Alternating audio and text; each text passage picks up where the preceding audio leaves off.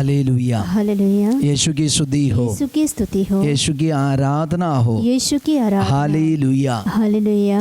आज हम लोग फिर से प्रभु के सामने आए हैं यीशु का वचन सुनने के लिए और पवित्र आत्मा का आवाज़ ग्रहण करने के लिए और यीशु का आशीर्वाद प्राप्त करने के लिए सुबह की इस वेला में परम प्रसाद के सामने हम उपस्थित हैं।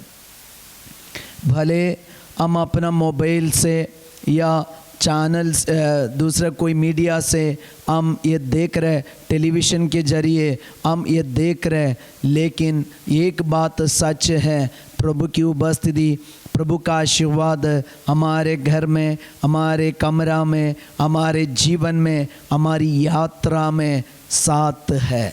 Hallelujah, hallelujah. यीशु की स्तुति हो, यीशु की स्तुति हो, यीशु की आराधना हो, यीशु की आराधना। Hallelujah, hallelujah, hallelujah, hallelujah. और ये डेली ब्लेसिंग के द्वारा आज हम प्रभु के साथ मजबूत होते जा रहे। ये डेली ब्लेसिंग के द्वारा हमारा परिवार यीशु के आशीर्वाद में आगे बढ़ रहे।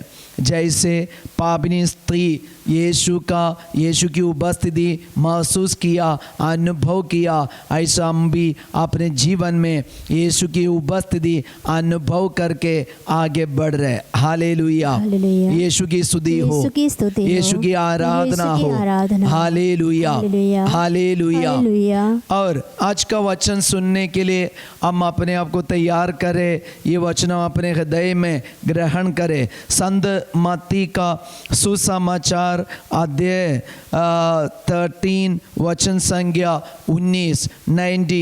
यदि कोई राज्य का वचन सुनता है लेकिन समझता नहीं, तब उसके मन में जो बोया गया है उसे शैतान आकर ले जाता है। और एक बार ध्यान से सुनिएगा, यदि कोई राज्य का वचन सुनता है लेकिन नहीं समझता और समझता नहीं, तब उसके मन में जो बोया गया है उसे शैतान आकर ले जाता है। तो जो वचन हम लोग सुनते हैं उसको समझना जरूरी है। सिर्फ सुनने से हमारे जीवन में कुछ नहीं होते। वचन में हमें स्पष्ट करके यीशु बता रहे कि जो वचन सुनता है उसको समझना, नहीं तो क्या होगा, शैतान आकर वो वचन को ले जाएगा। Hallelujah, hallelujah, hallelujah. क्यों शैतान ये बात हमारे साथ कर रहे, क्यों ऐसा कर रहे? तब उसके मन में जो बोया गया है उसे शैतान आकर ले जाता है। क्यों शैतान हमारे मन से वचन को ले जाते? क्योंकि हम नहीं समझे। अगर हम समझ गए, जो वचन हम लोग सुनता है अगर समझ गए तो इसका फ़ायदा क्या है, वही हम ढूंढना है। तो फादर भी ढूंढ रहे थे कि क्यों ये अंधकार की शक्ति और शैतान हमारे साथ ऐसा करता है। जो वचन हम लोग सुनता है, ये वचन को क्यों शैतान लेके जाते, हम नहीं समझते। अगर समझ गए तो इसका फ़ायदा क्या है? ईश्वर का वचन और एक वचन हम आपके सामने रख रहे, स्तुति ग्रंथ अध्याय 4 वचन संख्या 10। स्तुति ग्रंथ अध्याय 4 वचन संख्या 10। पुत्र सुनो, मेरी बातों पर ध्यान दो और तुम्हारी आयु लंबी होगी।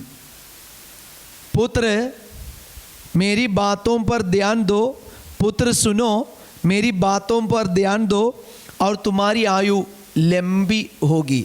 तो हम वचन नहीं समझ पा रहे, समझेंगे तो हमें क्या मिलेगा? लंबी आयु हमें मिलेगी।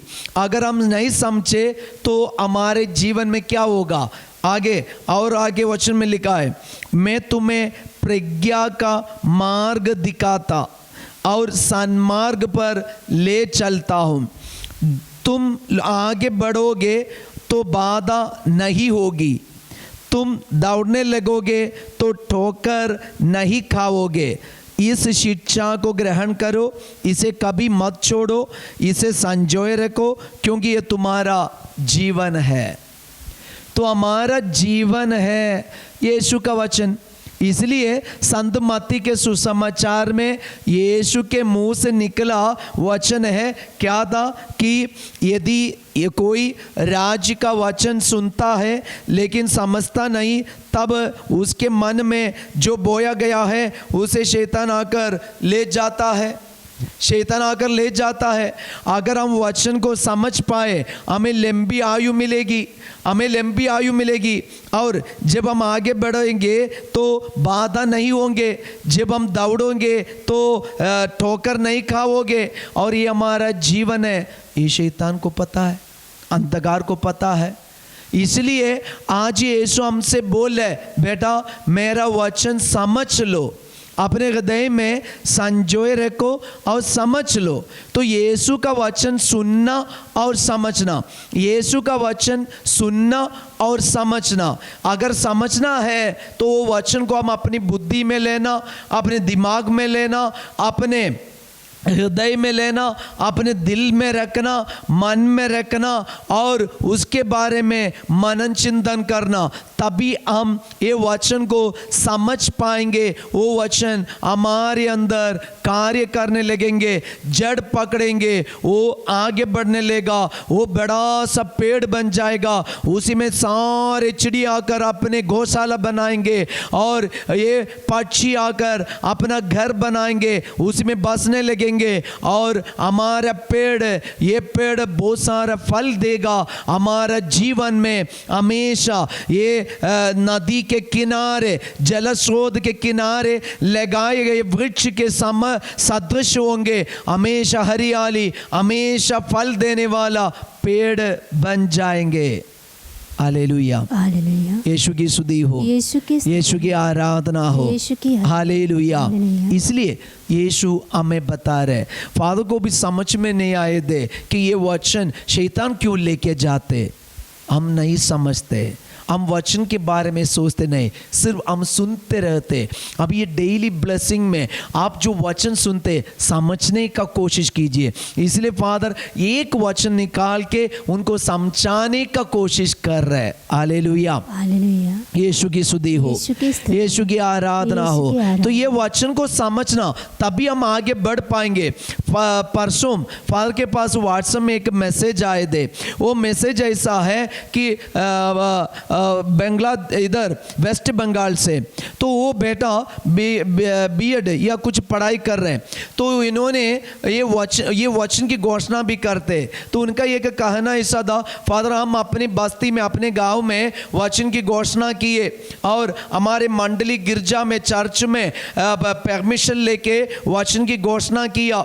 हम लोग वचन बांट रहे थे, लेकिन कुछ परिवार हमसे दूर गए और वे क्या करने लगा, एक पास्टर को बुलाया और पास्टर को वहां चिल्लाता है और आवाज करता है और वो अंदाज में ऐसे बोलते, इसको चंगाई मिला। अभी सभी लोग चमत्कार देके वहां जा रहे। मैं वचन के बारे में डिटेल में स्टडी किया फादर, हर एक वचन को मैं फादरों से पूछ के उसका अर्थ समझकर मैं लोगों को समझाने का कोशिश कर रहे थे।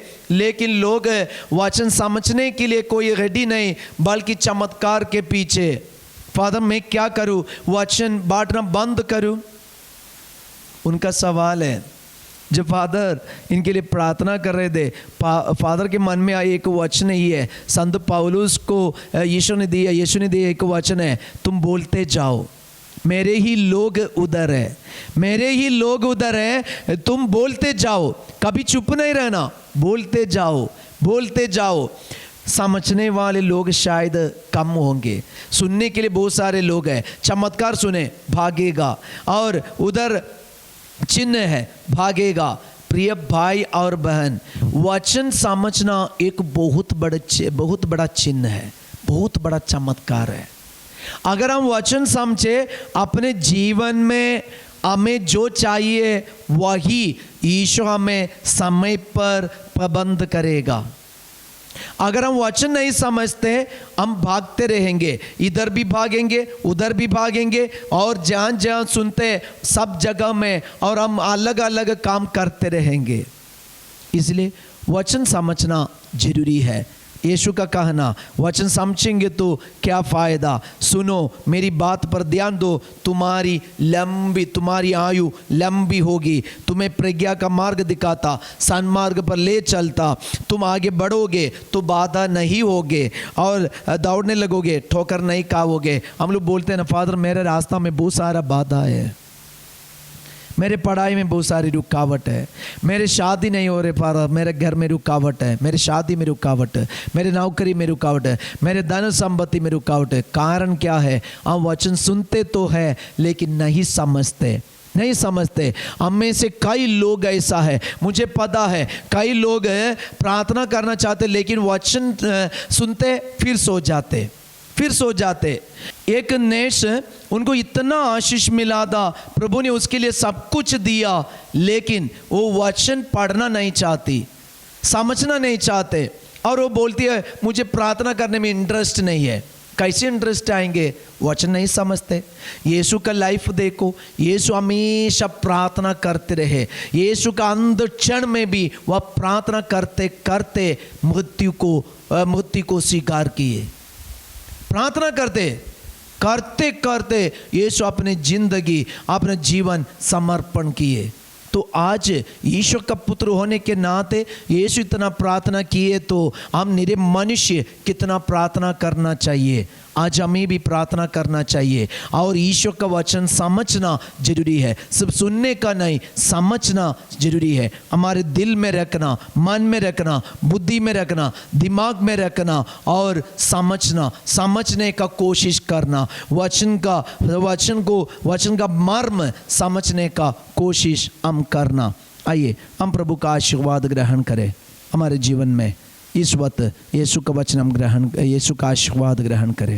इसलिए हम चाहे घर में हो चाहे परदेस में, हमारा एकमात्र अभिलाषा है कि हम प्रभु को अच्छे लगे,